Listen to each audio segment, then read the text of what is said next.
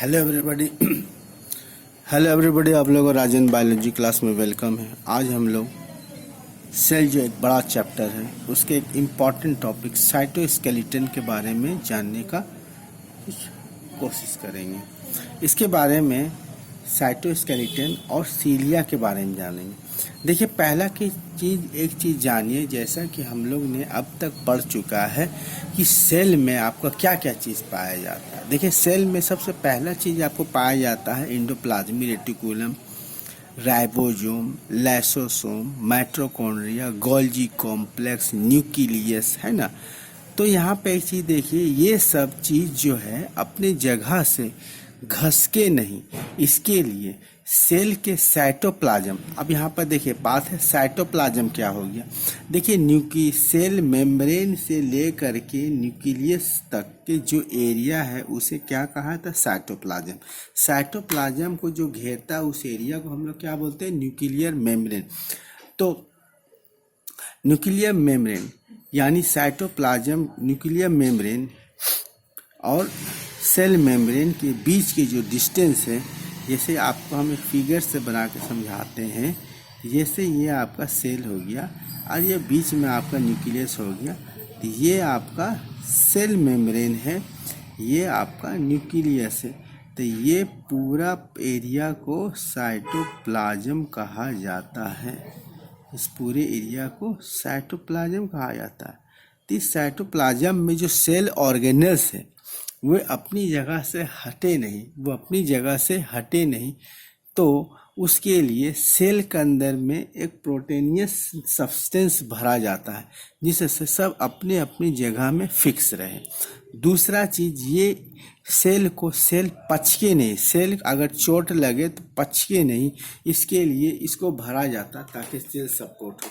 तो देखिए, यहाँ पर साइटोस्केलेटन आपको स्ट्रक्चरल फ्रेमवर्क होगा, जैसा कि आपको बताया कि साइटोप्लाज्म में कोई जगह एक जगह से हटके नहीं। यहाँ पर देखिए ऐसा होगा कि सेल के अंदर माइटोकॉन्ड्रिया, राइबोसोम, लाइसोसोम, अगर हल्का सा सेल को अगर हिला दिए तो ये सब अपनी जगह को छोड़ के दूसरा तीसरा जगह चला जाएगा।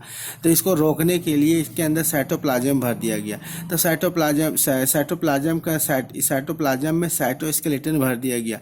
तो इस तरह के हम लोग बोल सकते हैं कि साइटोस्केलेटन एक फ्रेमवर्क देता है और सेल के शेप को मेंटेन करता है, और उसके एग्जिस्टेंस को भी मेंटेन करता है। It is a network of filamentous proteinaceous structure present in the cytoplasm. ये एक नेटवर्क है फिलामेंट का, फिलामेंटियस प्रोटीन के ये सब्सटेंस है जो प्रेजेंट है साइटोप्लाज्म में। इसका मेन फंक्शन क्या है? इसका मेन फंक्शन है मैकेनिकल सपोर्ट देना। इसका देखिए मेन फंक्शन क्या हो जाएगा, मैकेनिकल सपोर्ट देना, सेल को सपोर्ट करेंगे।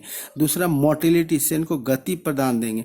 और मेंटेनेंस, सबसे इंपॉर्टेंट, सेल के शेप को मेंटेन करेंगे। अगर बाय दी हुई हम लोग को अपना बॉडी को दबाते हैं तो ये मेरा सेल अपना शेप को खो ना दे, इसके लिए इसके अंदर साइटोस्केलेटन भर दिया गया है।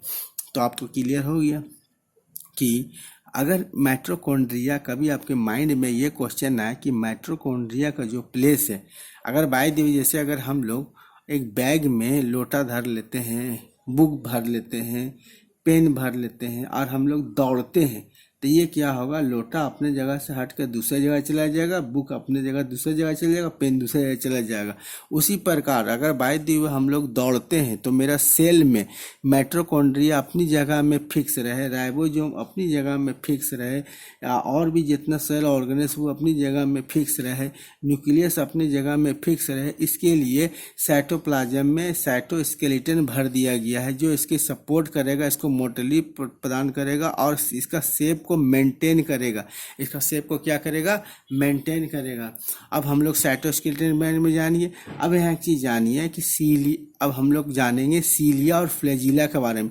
देखिए, सेल मेम्ब्रेन के ऊपर में एक हेयर लैग स्ट्रक्चर दिया जाता है, सेल मेम्ब्रेन के ऊपर में हेयर लैग स्ट्रक्चर दिया जाता है जिसे हम लोग सीलिया बोलेंगे या फ्लैजिला बोलेंगे। सीलिया भी बोलते हैं, फ्लैजिला भी बोलते हैं, लेकिन यहाँ पर देखिए दो शब्द आ गया, सीलिया भी आ गया, फ्लैजिला भी आ गया।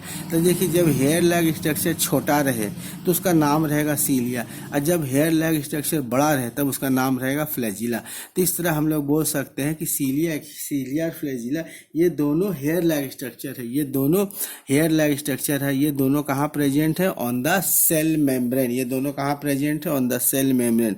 अब यहाँ देखिए मॉर्फोलॉजिकली, जैसे बायोलॉजी में एक शब्द है मॉर्फोलॉजिकली और एक होता है physiologically.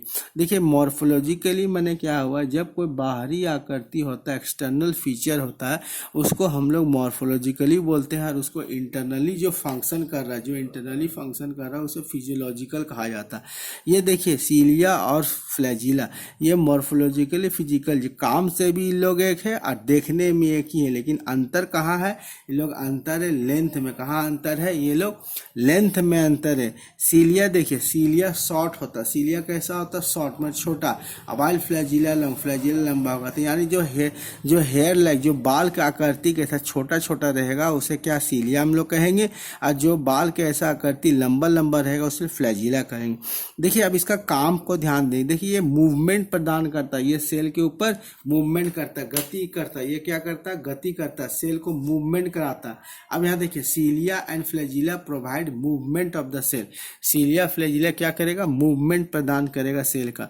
सीलिया of trachea and bronchial cell move the inhaled dust particle toward the pharynx, this minimize the entry of dust in the lungs. अब यहाँ देखिए सीलिया ऑफ ट्रैकिया, ट्रैकिया क्या होता है?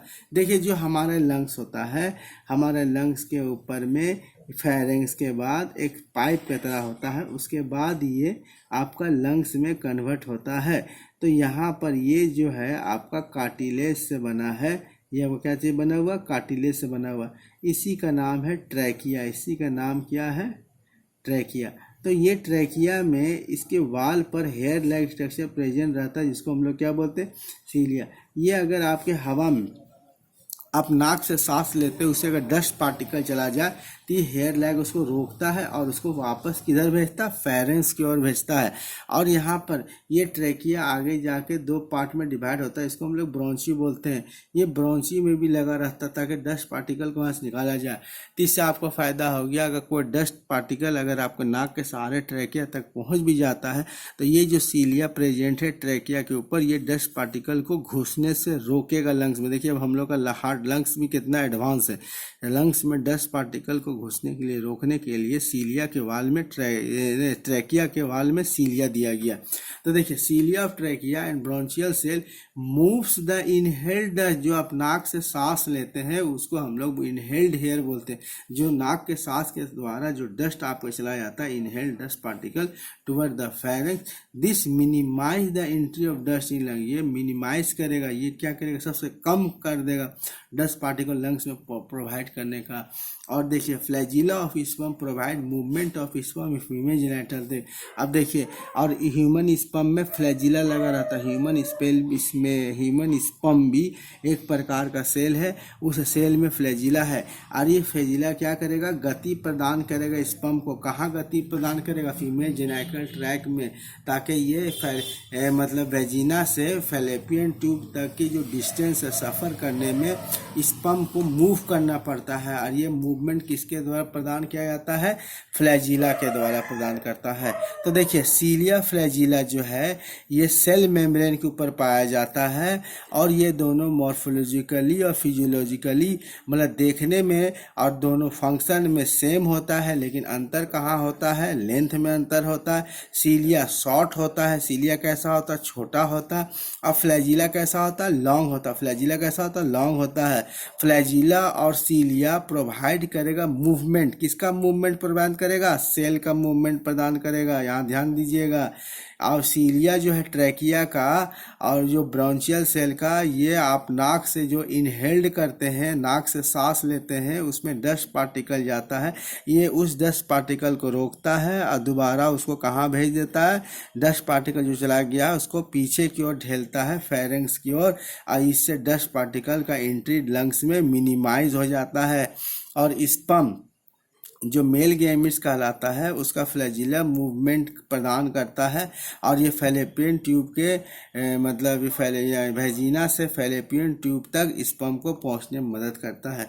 आज हमने दो टॉपिक को डील किया, एगो साइटोस्केलेटन और सीलिया फ्लैजिला। साइटोस्केलेटन के बारे में आप लोग सब एक ही चीज़ जानिए कि साइटोप्लाज्म में एक प्रोटीनियस सब्सटेंस भरा है जो सेल के शेप को मेंटेन करता है, सेल को कोलैप्स होने से बचाता है। सीलिया और फ्लैजिला ये सेल के मूवमेंट कराता है। हेयर लाइक स्ट्रक्चर है, अगर छोटा रहा तो सीलिया, बड़ा रहा तो फ्लैजिला। आशा करता हूँ ये वीडियो आपको अच्छा लगा हो। वीडियो अच्छा लगा तो लाइक और शेयर कीजिएगा, मेरे चैनल को सब्सक्राइब कीजिएगा। ओके, धन्यवाद।